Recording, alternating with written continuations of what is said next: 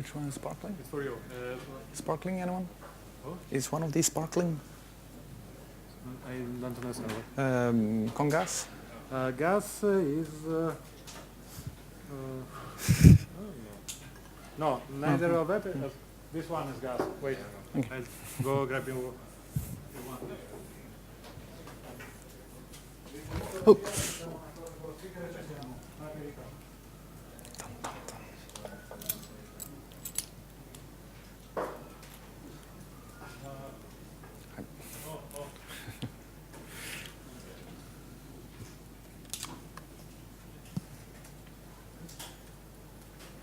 Here you go.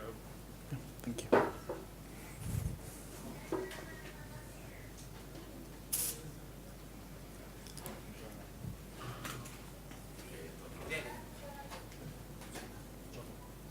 Sì, sì, no, l'ha staccato l'operatore, deve essere sempre pronto piano.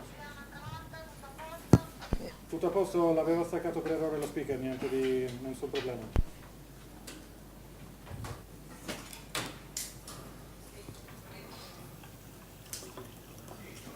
We are starting.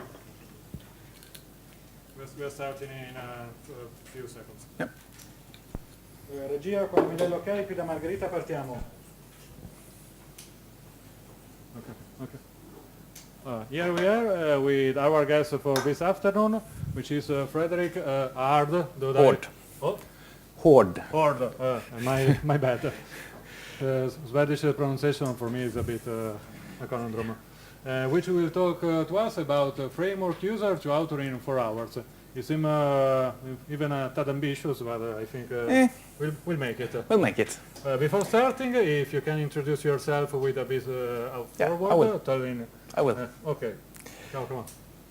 Yeah, so thank you all for coming. It's always a bit nervous to do these things. You never know if anybody will show up. One day they will give a tutorial and no one will show up. Has everyone gotten the material? There's an URL here. I will repeat it. There are also USB sticks. There are a couple in the back who could use USB sticks. Can I throw them? Can you catch? Oh. Didn't. Next one. Ah, good. That's why we have Got it. Yeah, but the bandwidth of that was epic. That was 4 gigs. I'll start by talking a bit about myself, actually. I've been doing Python since 2005. I was actually forced by a customer to learn Python. I had by that time tried to teach myself Python twice, and I just couldn't do it. The white space was too much. I kind of liked the idea behind it, but I never managed. But with the power of a customer, I managed to teach myself some Python scripting, and within a year or so it had basically replaced Java as my go-to language, Java and Perl at the same time. And I've been working as a consultant or contractor since about that time, doing some web development, lots of developer infrastructure tools, testing tools. I've been doing charging systems. I've implemented stuff on cluster implementations. I've been doing a little bit of everything, really. And as I said, I started out with Python just for scripting. And then I started using Python for basically all my tool making. And then I started writing web backends. And then just basically writing everything I can in Python, where Python is fast enough, at least. Yeah, so I think that's it about me. I started teaching Python a couple of years ago. Actually, I started teaching Git and Mercurial and distributed version control, and then I found out that I actually enjoyed teaching, so I started teaching Python because I enjoy Python more than version control, because version control is, yeah, just something you use. So I've been teaching Python introductory level up to about this level for a couple of years now, although I still spend most of my time actually doing real stuff, developing. The prerequisites for this course is that you have Python 3.2 or later. The reason it's not Python 3.3 is because I'm still on Python 3.2. I'm a bit late with upgrading, I know. Python 3.4 is soon out. But all of the examples should work on Python 3.2. At least some of them will break on Python 2 point anything. All of them, perhaps, even. Yes, so has everybody gotten the code, which is basically some code samples and some help with exercises? Yes. I will put up a link to the slides after the fact, because I always tweak the slides until the very last moment, and we will find errors on them, so I won't upload them until we're done. So, yep, sorry. I have a Python 2.7. All the exercises may not work. I think it, oh, sorry. Yeah, the question was if the exercises won't work with Python 2.7, and I think they won't. I haven't tried, and I haven't actively worked in Python 2 for a year or so. So I actually guess that they won't. I don't know, byte strings are new, right? So I think they won't. But it's a quick download. You can have both on your machine, no? Yeah, you can have both. I have several versions and the latest head, so you can have as many versions as you want, even on a Mac. Please, a moment. The materials will be back. I can show it real quick there. No? No? Wait. There. There we go. A moment, a quick rule for us. When you have to ask a question, please raise your hand. I'll bring you the mic because we are going live in streaming. Otherwise, people outside this room will only listen to his voice. So this guy is kind of a guesswork we should like to avoid. Yep. Okay.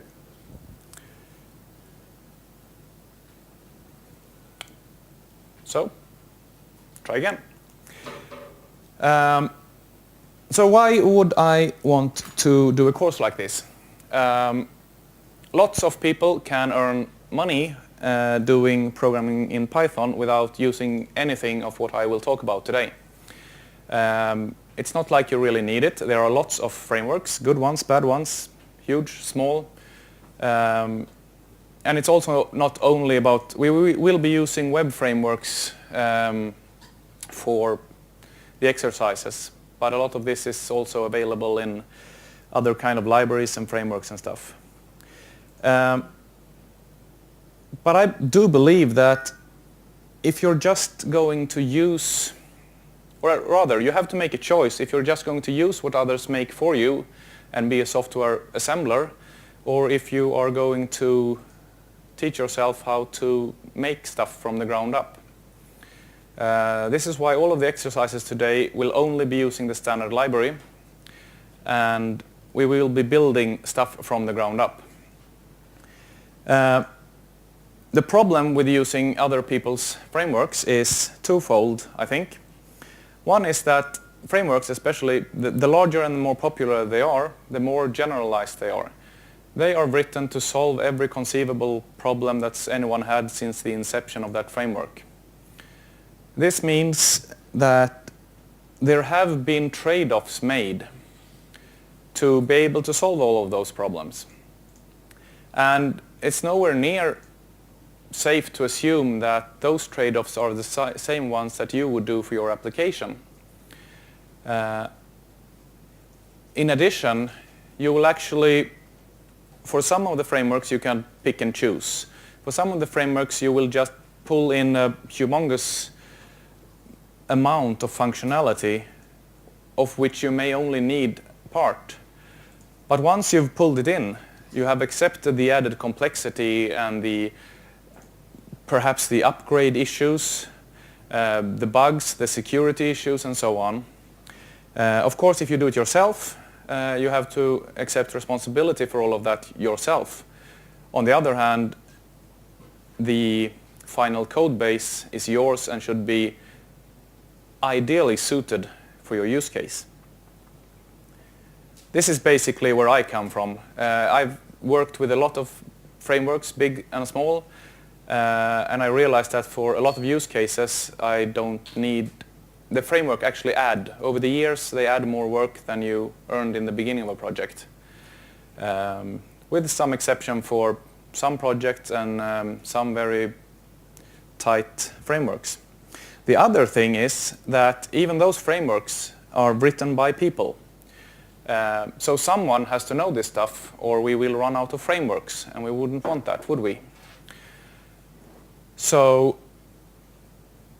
this part of why I teach is that, well, none of this is really, really hard. Nothing here is super complicated computer science.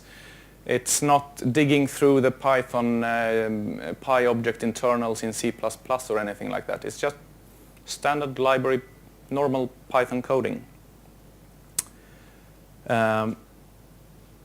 So that's why we're doing this. I'd like to say also that if anyone has any questions, raise your hand and I will try to get them. No one's doing it right now. And we'll get the mic to you during it. It's a bit of a Pavlovian for me, conditional reflex. If I point, you run. It's awesome. So, this is what we will be doing. Most of us. Some of you will be reading Hacker News instead, but that's okay. We will write a web application framework. The first 2 exercises or so will be very web-centric, just to get going, and then we will do some stuff that's can be generalized for other projects as well. I have supplied sample implementations of all of the exercises, but you don't have to do it that way, of course. You can write it however you want. For some of the exercises I point out several ways you can achieve your goal, and it's up to you. And also, if you get the perfect idea for the next big framework here and want to hack away, I mean, I don't know, so I don't care. Yes. So what we will be doing is we will set up a simple Whiskey app. Does everybody know what Whiskey is? WSGI. Does anybody not know? No, everybody knows what Whiskey is. So we'll set up an app. We'll do some request routing to be able to set up the different applications on it. We'll do plugin discovery. We'll do hot swapping of code, reloading of plugins on source change. We'll do live REPL access to the process we're running, and we'll do an internal DSL implementation, and also perhaps a bit more depending on time. So, how many have created a Whiskey application from scratch? Just PEP 3333 and nothing more?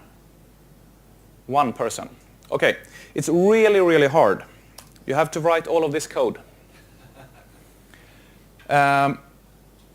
So, the Whiskey specification tells you how a Python web application, what it should look like, what the interface should look like.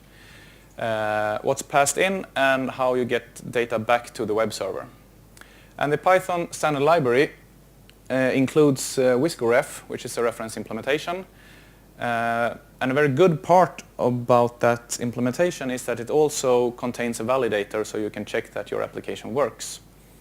So during development, you can basically use that server and assume that it will work, almost out of the box at least, on any server you care to deploy it on. So these lines is the actual application here. These lines are just using the WhiskyRef helpers to create the server as well. The application always takes an environment dictionary. It contains data about the request. It contains, if you have request body data, it contains open file object, more or less. It contains a stream for you to write errors to, if you like. And also environment data from the server, the request URI, query string, everything. Start response is a callback which you pass your response code and any headers to. And from this application, you can return data in two ways, basically. You can either return a list of byte strings, or you can yield byte strings. You cannot yield bare strings, because that wouldn't make sense, because you would have to encode it before sending it over the wire. Or you would end up in Python 2 hell with, it works for me now, but then some user enters my name into it and it breaks, because ASCII cannot decode character at. So this one will break immediately instead. It's much better. So we're going just to see that everybody gets going real quick. I want you to write basically this, but also use the Whiskey Ref validator. And since everybody has access to the documentation, which was in the zip file, that should be real easy and quick. I'd also like you to, for each call, if that wasn't clear, it might not be, every request will call this function. So I'd like you to just print, or even better, pretty print the environment dict and look into it and see what it does. Start. Commence.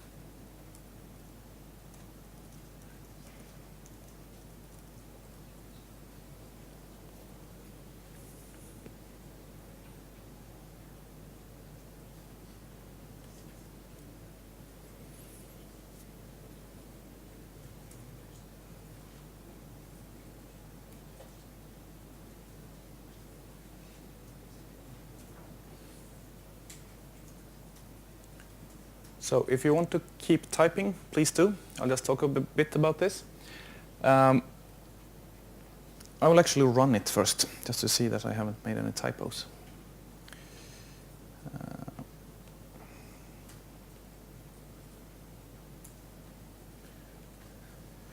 So if we do Python demo, it says nothing because I didn't add anything, and then we do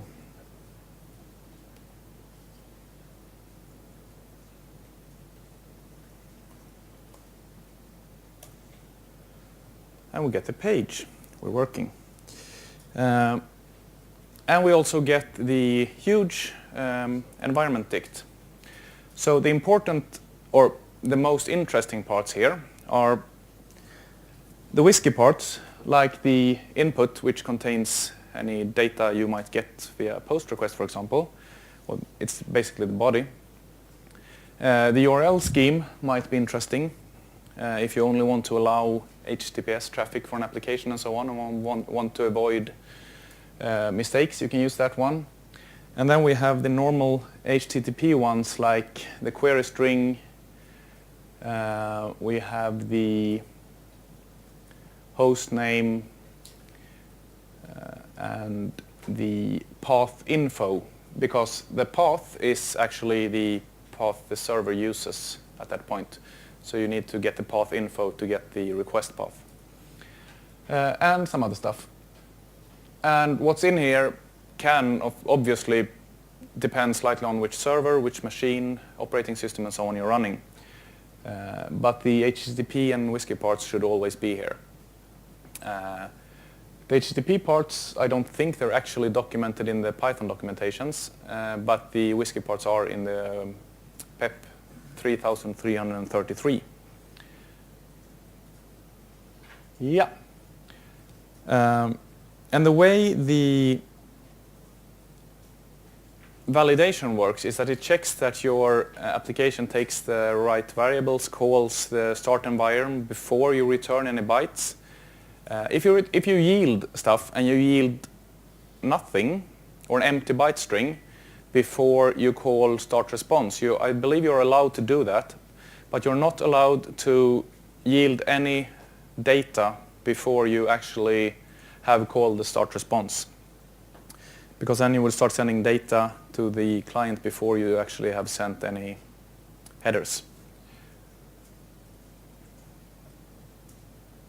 So if we change this yield to a I can't spell return, to return statement, and try to run it again, I was assuming we would get an error.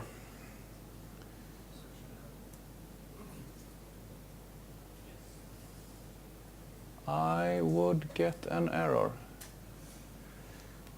This is why it doesn't help to actually test your stuff, even if you do it.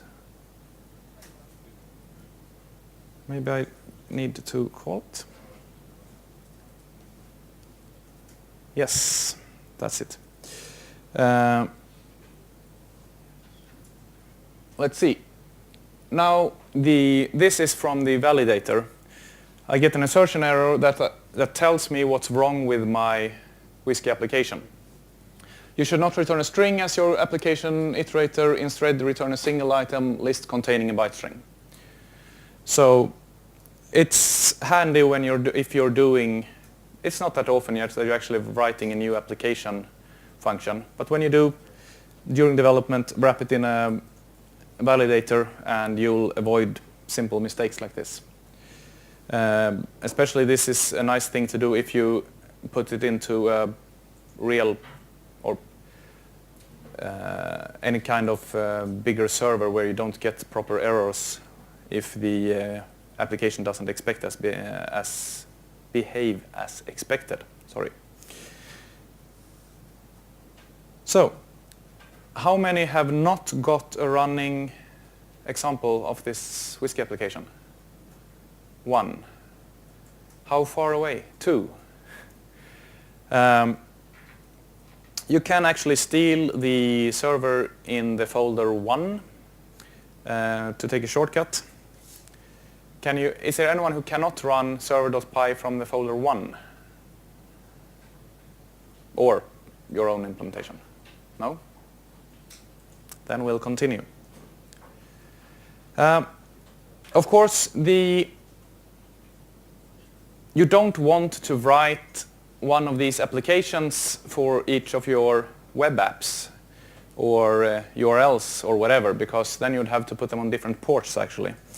So we also need to add some kind of routing mechanism to the application.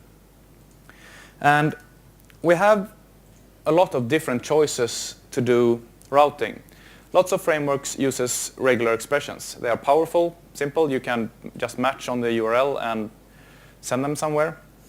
But that's not the only way to do it. You might want to route to completely different handlers depending on URL scheme or method, HTTP method. And I think the big drawback of the regex method is that you can't really do introspection on it. If you, for example, use just an object or a dictionary tree instead, or even as I have done for some JSON APIs, just use a package and module tree for your URL specification, you can use introspection to generate links, you can generate complete sitemaps and so on, because you can follow the links, so to speak. And any web page is more or less, at least to the user, looking like a tree of pages. So that works. In my examples, I'll be using regexes since it's really simple to implement and it's also very popular. But you can do lots of different things. The only thing you need to do is that when you get this environ dict, you need to be able to decide where should I send this, from where should I get the response data and possibly headers and stuff. So you can do basically anything you want, and you have lots of information in the environment, so don't just lock down on I need to use regexes, match them against the path info. But if that's what you want to do, it's really simple. You do the start, response and stuff, and then you match against the path info in the environment, and then you just call anything that returns valid data. You might want to return ready-made byte data to yield from your handlers, because that means it's the handler's problem what kind of encoding and such you like. On the other hand, you might want to sometimes to return dicts or entire object trees and have the application decide how to encode it. For example, if you're doing an API and you want to be able to supply users with JSON or HTML or XML, other XML or whatever binary representations, you might want your handlers just to return a dict with all of your data or something like that, and let the actual application handle the encoding before you send it on the wire. So that might differ. In my examples, again, all of the handlers are returning byte data ready to yield to the server.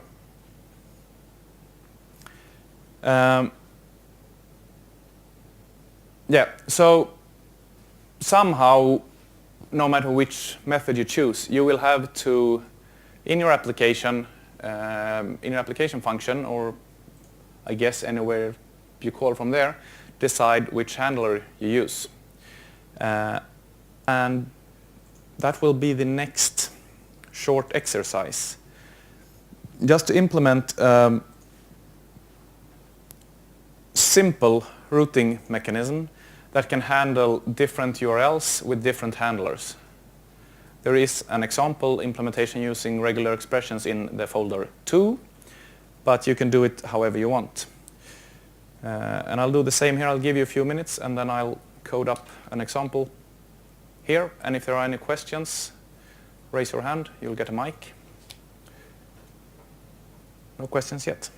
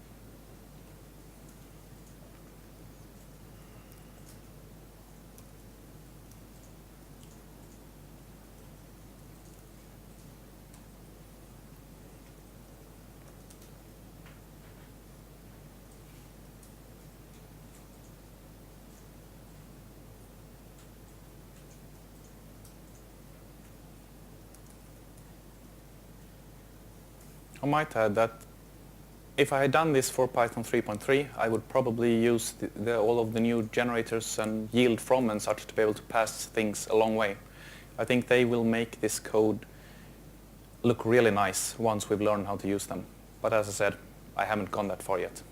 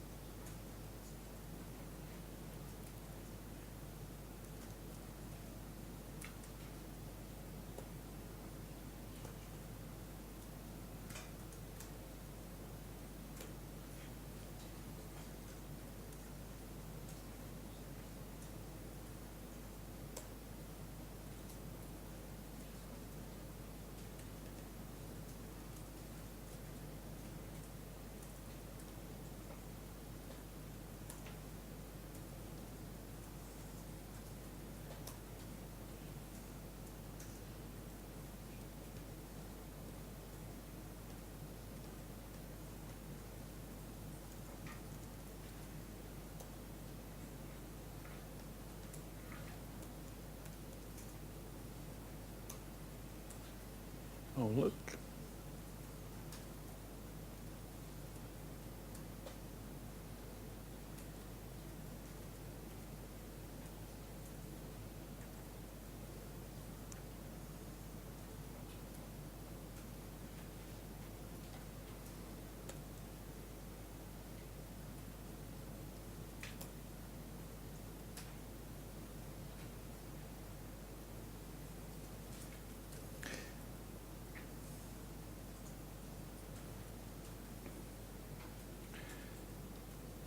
Yeah, so continue typing if you'd like to.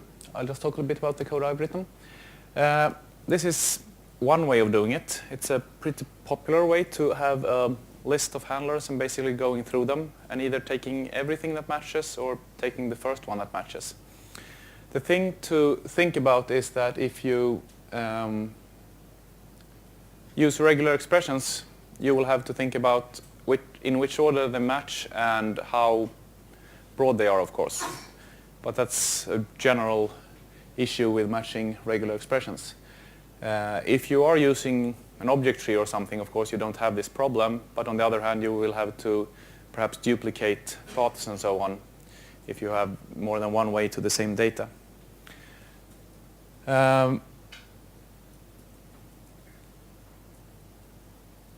Yeah. Otherwise, there's nothing to it. I just match up regular expressions and their and a handler, and I test them on the path info.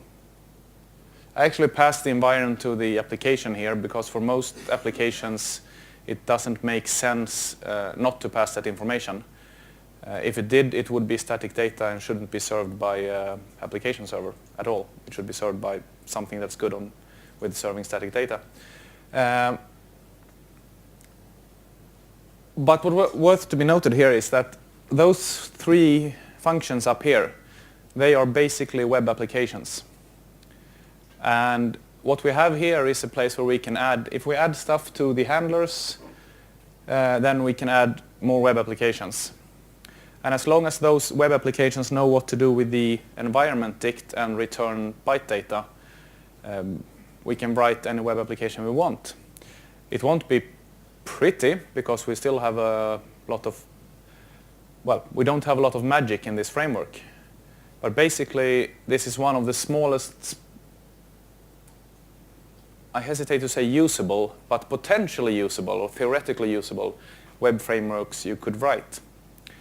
If we would put the handlers in another module or just import a specific module, then we could distribute the rest of this and have whoever wants to use the framework just add the handlers. And that would actually work. So, checking how many are not done with number 2? A few of you? Okay, we'll wait for a few minutes more.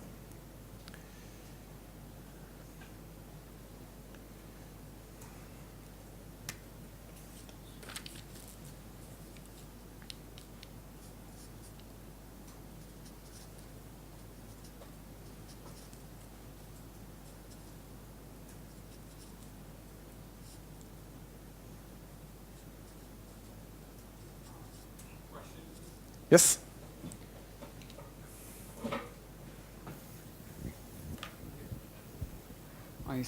I see that in your, and I had the problem actually in my handlers function. I initially did a yield byte, welcome home, root, or whatever. Yeah. And how come, and I have my validator telling me that I'm returning a generator and not a byte string, and why am I entitled to do that when you yielded a hello world thing in your application? Yeah, that's because I yielded it from the application thingy, which meant that the server could actually iterate over the result from application, which when we yield from the specific handler, it can't. I haven't read the PEP since it was proposed, but I believe that yield from would have solved that we could have passed the generator through a chain. So you could use yield from the handler, and then you could have yielded from the handler. And using yield instead of assembling all of the data is of course sometimes preferable, because if you have lots of data to return, you don't want to have them take up all of that memory on your server. So you just yield it as fast as you can generate it and send it to the client. So it's not your problem. And that's also, if you want to stream something to the client over HTTP, you have to use yield basically.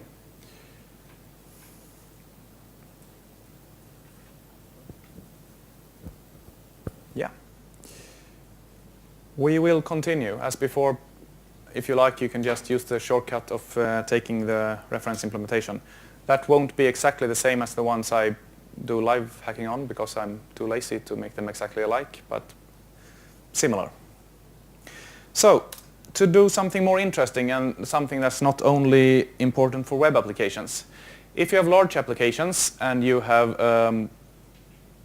good customer base, you probably don't want to take your applications down more than necessary. So most, not only web frameworks, but most application frameworks and most application servers will allow you to just deploy new code and run it, or new binaries or whatever. And this is something that's actually really simple, and has become more simple since I started doing this. What you do is you need to find the things you want to load, and this, how you do this may depend on if you have sort of user, as in user of your framework supplied code, or if you're actually creating this for yourself and always supplying the same code. If you're supplying the code yourself, my advice as the simplest possible way would be to just add them to a package, list everything in that package that matches some criteria, and pick the handlers from there. So you'd basically do an import of all of my cool handlers package, list all of the members, inspect.get members, and check if those members have a, let's say, handle member. If they do, use that as a handler. If they don't, ignore them. As long as you supply the code yourself, this is a perfectly acceptable way, and it's reasonably fast loading of the plugins as well. However, if you want users to be able to just drop new handlers or new plugins into your code, new web applications, it might be new filters for your server application, it might be a new logging package for, I mean, it might be anything. The thing you need to do is, I basically just realized I mixed up two exercises. This is not about the hot swapping, this is just about the actual detection and loading at startup. Either way, what you want to do is you want to find the implementations, and that's normally done by just saying all of the implementations are supposed to be in this folder. And then you import the code and you initialize them somehow so they know how to integrate with the code, or your code knows how to integrate with it. Import lib is very good for this. I used to tell people to use imp because I had used it since I first found it. And then they implemented import lib, and when I was in Dublin and gave a similar course, they told me, why don't you just use import lib? And I said, I don't know. I've implemented this once, why should I have to do it again? Import lib makes this really simple. It's basically two calls. If you have a source file, any Python source file, and you know where it is, you can use import lib to find a loader.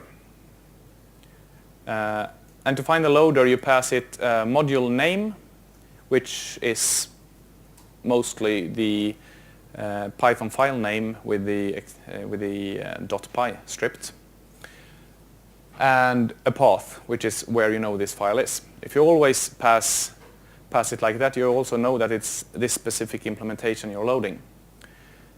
And that will give you a loader, a file loader or source loader, I don't remember, a loader object.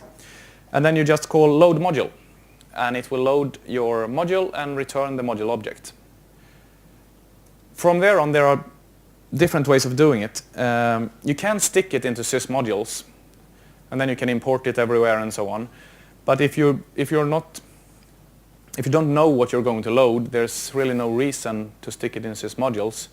So instead, you'll probably want to call some pre-agreed initialization. Thank you. Don't blame me, I'm Swedish. So you basically say, I want you to initialize yourself, and mostly you would also pass some reference to your, for example, your list of handlers, so that the module can add itself to that list of handlers in a good spot. If it's not a web application and not just handlers you're loading, it might be basically anything else. And of course, the plugin could actually, you can't really prevent that plugin from doing bad stuff. You can try really, really hard, so it becomes harder to do it.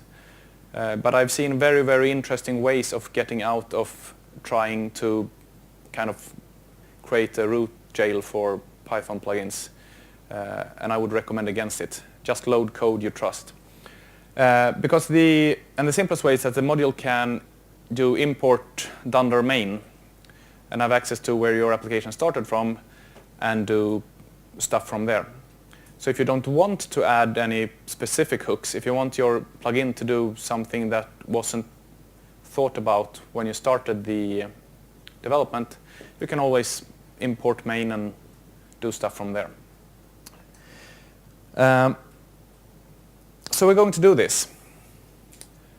And there is a example plugin thing that works with the example code in 3, which is plug.py. But if you've written another kind of handler or dispatch, you might need to write your own plugin so it matches. But basically what you want to do is that when you load the script or your framework, when you load your framework, you want it to look in a specified folder, find plugins, load them, and those plugins should be able to add themselves to your handler. Or you might opt for having them expose a handler which you inject in your handler chain. The downside of having the framework decide how to load a handler is that when we're doing some later stuff, we might want the plugin to be able to determine where in the chain of handler it appears. For example, authentication should happen before other stuff. I've actually seen code where the authentication happens after the computation. So you would get 403 forbidden, but the damage would already have been done. So that's something to think about. Yes, but this exercise is locate and load plugins. If you haven't done anything special, you can try to load the plugin which is in plugins plug.py. Otherwise, you can load anything. And try to write your code so you can load any number of plugins from that folder, because we will be loading more plugins later. And this is the last one of the really easy exercises, by the way.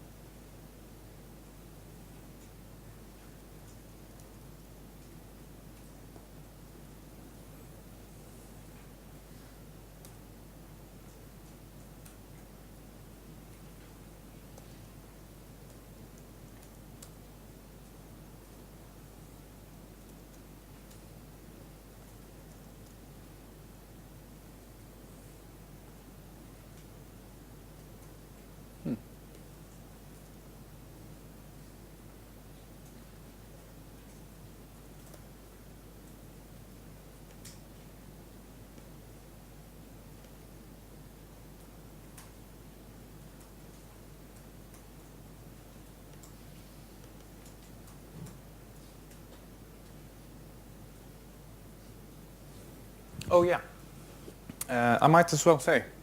The plugin written here is a bit more generic than the applications we've written earlier.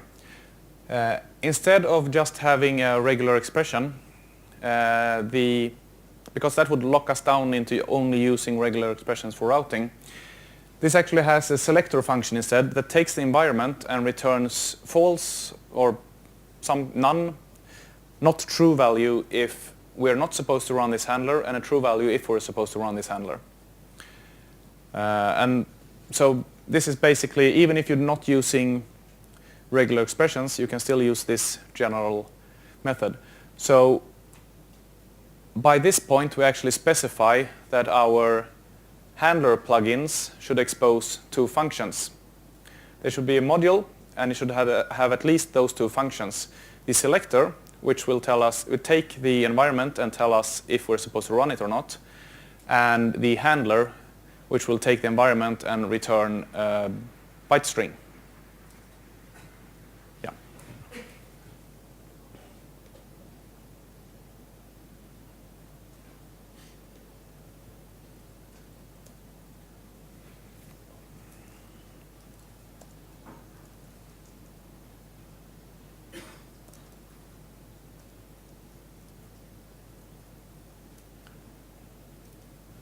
This also means that we need to modify our application code so that there's always a function in the first part of our handler tuple that will return false if we're not supposed to run the handler and true otherwise.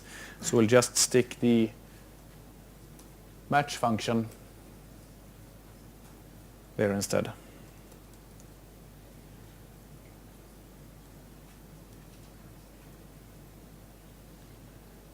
And remove it from the call.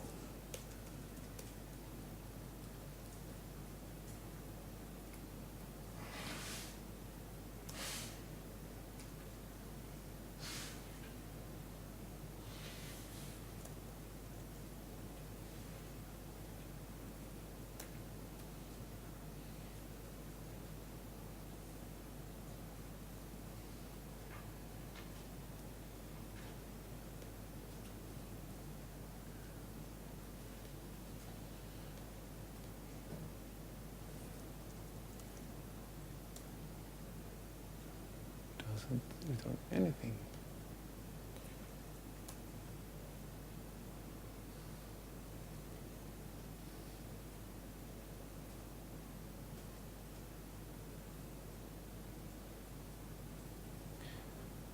Let's see.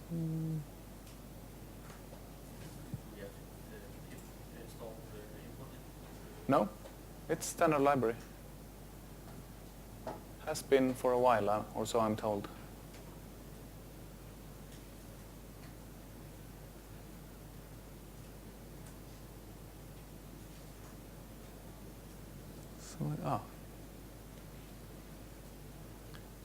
And we also need to send in the environment dict instead of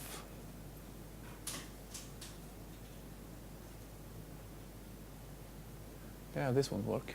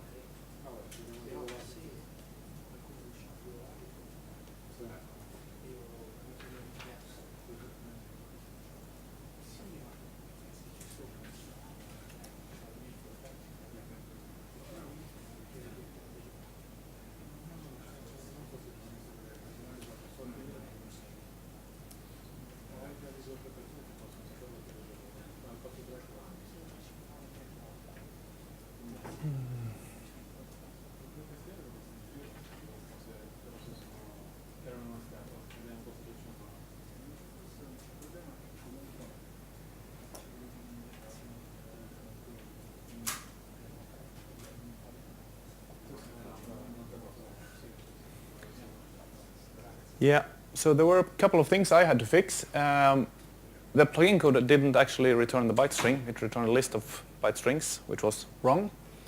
The other part is that we had to update the handlers to actually do something more involved than just calling the match function. Since we wanted it, as in I, wanted it more generic, there we have some more boilerplate. Basically, we just generate a matcher which takes the environment and matches on the path info instead.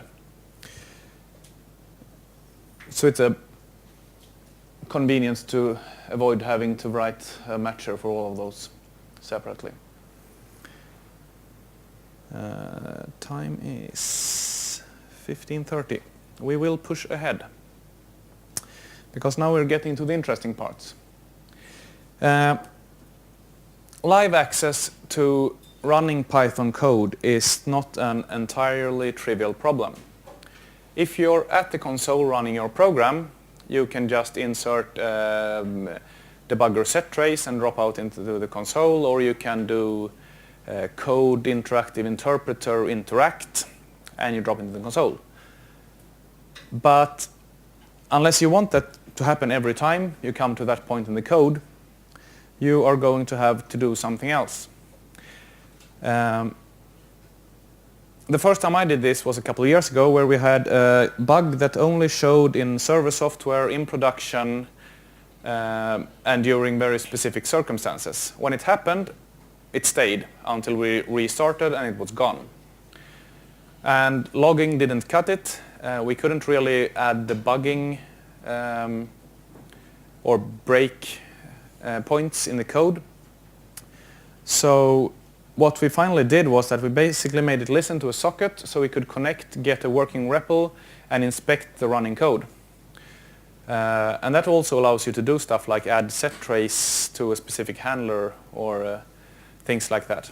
Depending on how involved you want to get, you can do basically anything this way. But it's not a trivial problem because the existing tools to interact are heavily tied to system standard out, standard error, and you basically have 3 different ways you can do this. The easy way is to use or to replace system out, standard out and standard error streams with something that sends the data to your socket instead, or to your client. The way I normally do this, as normal as it is to do something like this, is that I basically split the stream. I still send everything to the original destination, but I also send it to the connected client. This might of course be a problem if you allow several clients to connect to your server with the REPL, but on the other hand, that's probably not a good idea to have several different people poking around in a running system. It's really easy to break stuff. I mean, you have access to everything. The other way to do it is to get a working REPL is to replace the display hook. Display hook is what's called when you write something at the Python REPL. Everybody knows what the REPL is, right? Does anybody not know? Okay, some people don't know. What you get when you write Python at the console, this is the REPL, read eval print loop. It reads your input, whatever, 1, it evaluates it, and it prints the result. And then it does it all again. So, read eval print loop. Python console is, we can call it the Python console. So what we want is we want to be able to connect and get something like this to our running process. And we want to be able to inspect the locals. We might want to be able to replace stuff, insert stuff. So, as I said, replacing standard out or wrapping standard out and standard error, that's one way of doing it. You can replace the display hook to send the data, but then you have the problem that the display hook is what prints the result of what you do at the console. So it's just, when I printed that 1, and it got printed. It wasn't none, so display hook printed it. But if I would have done print 1, that doesn't go through the display hook. So to make that work, I would have to replace print.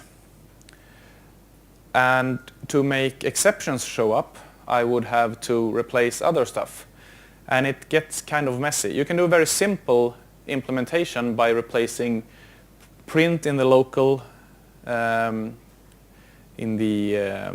local namespace, set the display hook, and do some other stuff. But it's kind of hard to get that working for more complicated use cases. And the last part is you can actually roll your own interpreter. You can use what's available in the code library to take source lines, compile them, determine which prompt you should use. There are basically two prompts, PS1, which is the greater than signs, and number 2, which is the dots, which indicate you need more input before you can compile it. But that's also a lot of work to do. It's also the most powerful one, but it's more work. So I'll show one way. This is the really simple way. This is, by the way, in socket server from the socket server, the TCP socket server, I think the name is. There's scaffolding file in your, that was in the zip file, which has the boilerplate for this. But basically, when somebody connects to the socket, the handle method gets called, and you have access to self.r file, which is a file you can read data from the client, and write file, where you can write data to the client. So what you do is that when a client connects, you replace the display hook with your own version, which basically just, if it gets a non this is wrong. It shouldn't say if x, it should say if x is not none, or if not x is none. Because false is written, it's just none that's ignored on the console. Then it writes it and adds end of line to the socket. And then you instantiate an interpreter, and you basically feed it data from the socket and take whatever's written on the socket and feed, you read data from the socket, strip the end of line, because interpreter.push does not expect the final end line. And then you just write whatever prompt is. The reason this is done is because interpreter.push takes the source, tries to compile it, and it indicates via Boolean if it expects more input. So if you connect to a server that's like this, we will connect, it will write the prompt to the client, and then we'll wait for data. When I type in the 1 and press enter, it will take that 1, decode it into a string, and push it to the interpreter. The interpreter takes this, sees that, okay, this is 1, compiles it, evaluates it, it will become a 1, and return that integer. It will not return the integer, sorry. If it, in this case, push will return false. It does not need more data, because this is a single digit is a complete statement. So it can execute it, run it, and the result will be sent to the system display hook to be displayed to the user. If I instead type for A in range 10, colon, and press enter, that will be read, the new line will be stripped, it will be pushed into the interpreter, which will return true, because that's not complete.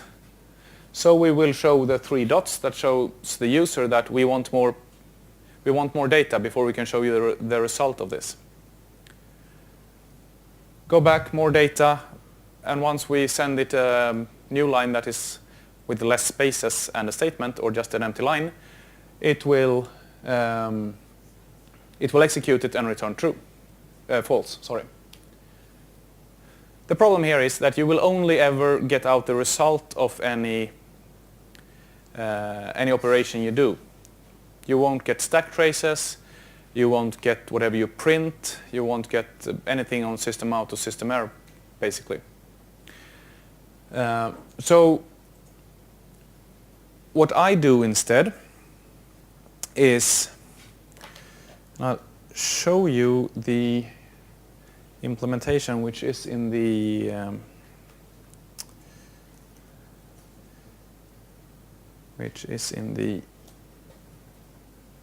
zip file. Did I miss? I did.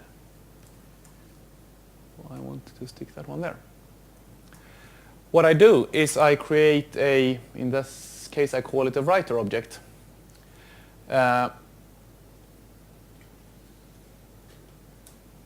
This is where I want to send the data.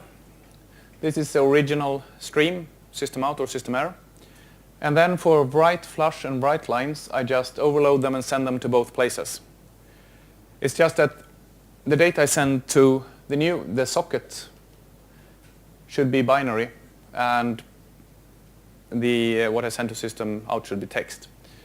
So that's basically the difference. And there is a console server implementation you can use called something scaffold in the zip to make it easier. And I'd like you to implement something using an object like this. You can copy from the for, and it's called a socket REPL, and have a look. You can also do it either, I can just tell you that in this case I actually send the locals from wherever I start the server. So basically I initialize my entire web framework and then I start this server on a new thread. And I send in the locals. I don't have to do that. You can always access the locals from the server by just importing dunder main, as I said before. So that's more or less a convenience. But when you start the interactive console, you can send it any locals you want. And ways of trying to lock users out from doing dangerous stuff is trying to put built-ins in there, shadowing the actual built-ins and stuff. But I've never seen a version that somebody on internet didn't break. So again, anyone who's able to connect to this socket should be assumed to be able to do anything to your server, obviously.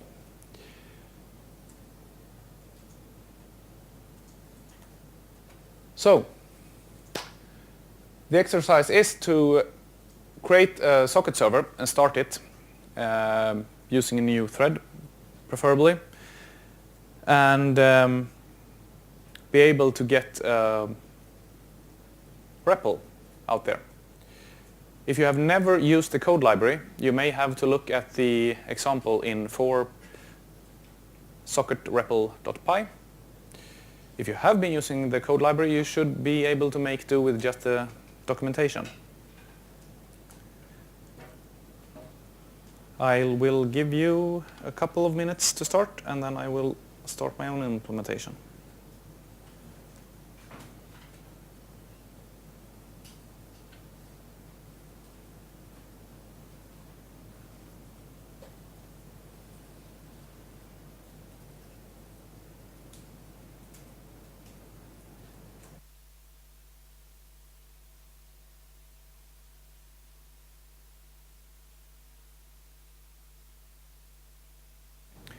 Even if you know basically how to do it, you may want to copy the writer object and the setup of the server socket server, because in this case, this is just boilerplate.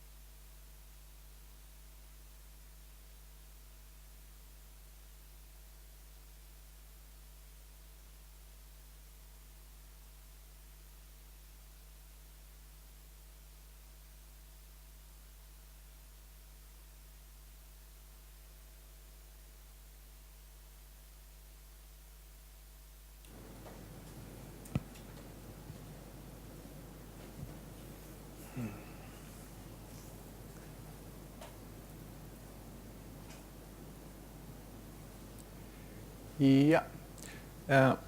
So I'll talk a little bit about the implementation I've just done on screen.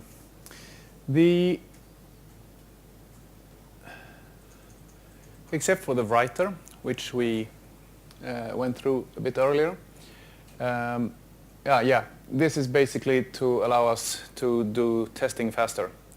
If we don't have allow reuse address true, then we will have problems restarting our server fastly when we do our development.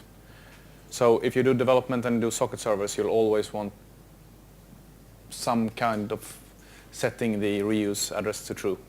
Otherwise you'll get the address already in use or something. So that's a socket option actually. Anyway, the writer basically just splits any output. The REPL handle itself, in this case, when it gets a connection, it creates an interactive console. It writes you could have written sys ps1.encode, I guess, if I recall correctly, something like that. But here you can see that we write the normal prompt. We replace standard out and standard error with the splitting. And then we just read data, feed it to the interpreter. And since the interpreter will send its data to the standard out and error streams, we will get all the data. And we will get all the data both, let's see, not that one.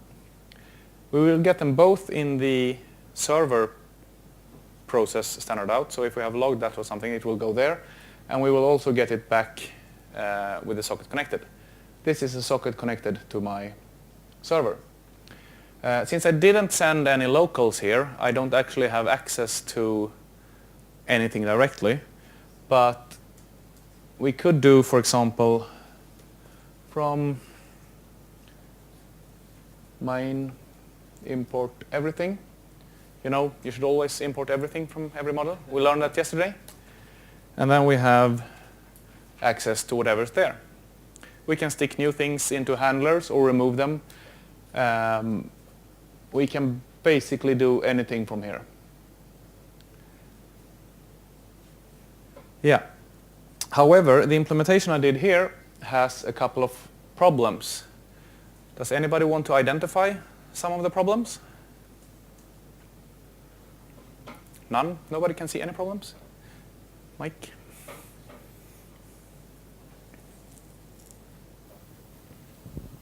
It seems that there's no way to kill the like a system exit or a control C exit from the server.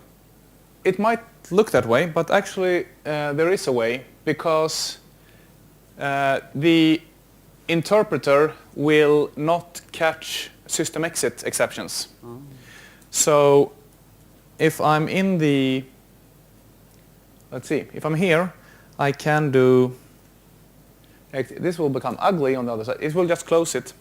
And if we check the server, it will say something about unhandled exception in the thread. So what we possibly want to do to handle that, and that is an error, is that we want to catch system exit error. So we would like to add try except system exit pass. Something like that perhaps. Okay. Or we might even want to do print something like that. Then it will get logged that somebody logged out. Okay. So that's one thing. Another thing that, or does anybody want to have another guess on something that's wrong? The most damning part about all this is this. When I open my socket server, I listen to all interfaces. That's just not, we should of course at least do it like this. It's not security, but at least it's better. I cannot stress enough that if anybody can connect to the socket, they can do anything to your system. They can steal all your data. They can read all of your memory. They can do everything that process could have done if it was written with ill intent. A third thing is that I don't actually I replace the system standard out and error, but I never put them back in. Which means I will get exceptions every time I try to print something, because it will try to print to a socket that's closed as soon as I have disconnected. So, and of course, if we have it like this, every time a new client connects, we will create a new wrapper around it, and eventually we'll just run out of space and we will fill the logs with exceptions. So we also always have to replace or return sys into what it was. So we need to put sys standard out to sys dot, what was its name? Original. And then we need to do the same for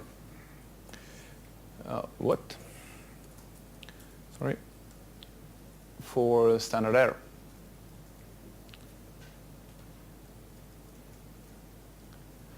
So unless I missed something else, something like this works.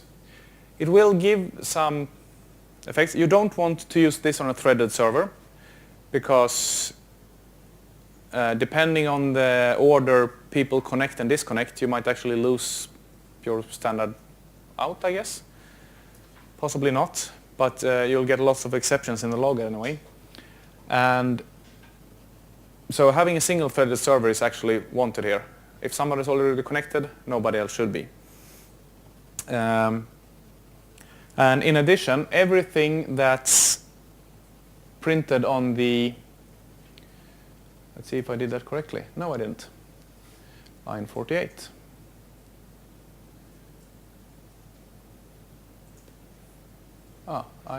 That was where that def came from.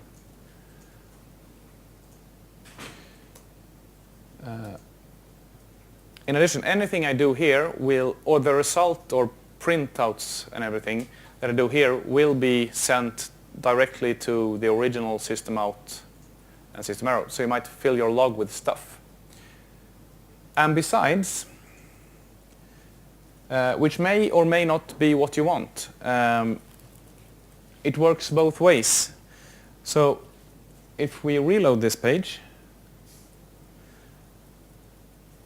we get this. We get the log output directly in our REPL in the middle of our input. Of course, it's not really there, it's just displayed. But if you have lots of output on your system out, or system error, it will be unusable like this. So then you will have to do something more clever. I know that people have been doing ways where they basically do a multiplexing of the system, so they tag their output so they know where to send it and stuff. I've never had a use case that was that involved. What I basically do is I use logging instead, and I never use print in my, or really output into standard out, or in my servers. So it's not a problem, but it's worth noting. And it might be exactly what you want if you have a low traffic server, if you have some specific parts to print. Of course, if I inject print statements in my running code here, I will basically be able to run a custom running log of my application, which might be exactly what I want. You just have to keep track of what you're writing when you're getting random text all the time, or not so random. Yeah. We have 30 minutes until break. But we'll press ahead, and then people who want to start with the exercise before the break can do so. And if we take the break a bit early, perhaps you could be back at 5. Is that okay with you? Instead of 5:15? Great. So we'll talk about code reloading on the fly, and then I'll go grab a coffee, and I'll be back in just a few minutes. And then we start at 5. So, as I was saying when I was confused a couple of exercises ago, you might not want to take your system down to be able to deploy code, or you probably don't want to. This means that you need to be able to reload your code in some way. You need to be able to deploy code to run it. With the code we've written so far, it's just source code, because at least the code I've written didn't even load compiled files or eggs or anything like that. But the same holds true for deploying any kind of functionality, really. There are different ways of doing it. You can do polling, so you actually check every 10th second if anything has changed. You can use the file system APIs to subscribe to file events in interesting folders. I've done that. It's not really easy to make it cross-platform because there are different APIs on different platforms and so on, but it's certainly doable, and that's one of the cheapest ways of doing it. Because polling, of course, it takes some time before you poll, and the more you poll, the more it costs. While the file system events are, for most purposes, effectively free. And then check on access, which is a really easy way of doing it, and a perfectly acceptable way in my eyes, at least in development. So there are different ways of doing it. And then you also have to decide what to do when you find that the source has changed. Either you just try to reload stuff, and it either works or it don't. You can try to load stuff, you can try to do validation on it, and so on. And you need to have some kind of process to handle what if somebody deploys broken code. I mean, not just doing the wrong thing, but actually not compiling. The easiest way is, of course, to just wrap your loading of the code in a try-except, and ignore or log, scream if somebody deploys broken code, and keep running on the old one. But that's really up to the use case how you want to do it. And this works for, as I said earlier, not just web servers, of course, but basically anything, any long-running process where you want to be able to keep running. I've also done applications where you basically reload code whenever a new client connects. So if you're already connected, you're seeing the old code, and then you're reloading when a new client connects. So when a new client connects, you take the hit of 0.1 seconds, and otherwise you don't care if anybody deploys new code. Of course, if you don't have new clients all the time, you might not detect that you just deployed broken code, unless you can test it in production. So my general advice would be to do it more or less the way, for example, CherryPy does it, is that the default development mode is you reload the code whenever somebody changes it, and in production you don't, because it's expensive. And you might also crash your server by mistake.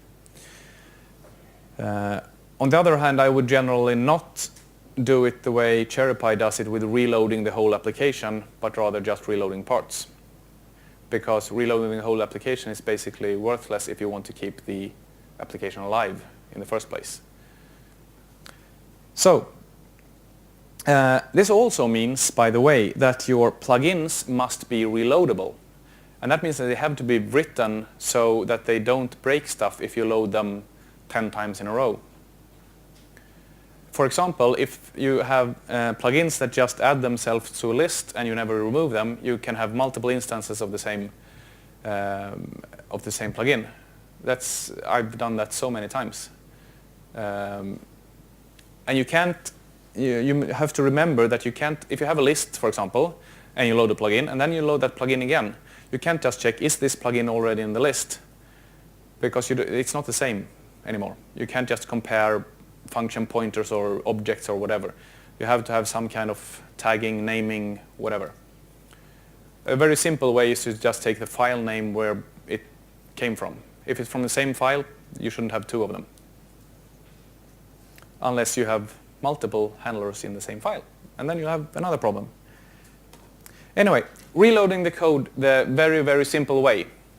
When you import a module with the import statement or with import lib and so on, you basically just add a timestamp.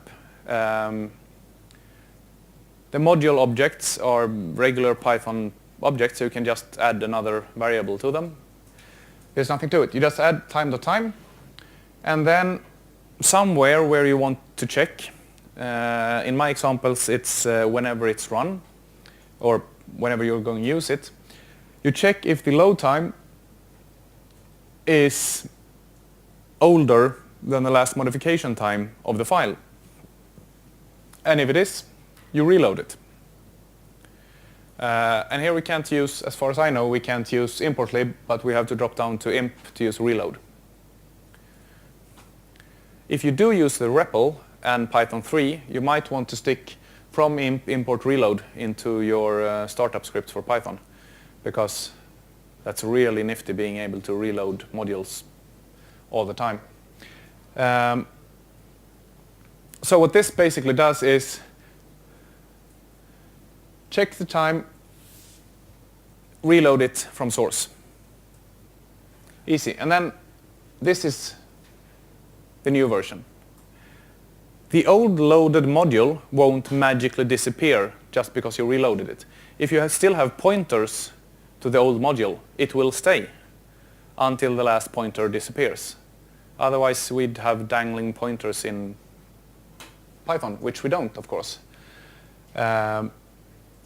So remember that your work isn't done just because you reloaded it. You actually have to replace all of the references with references to the new one as well.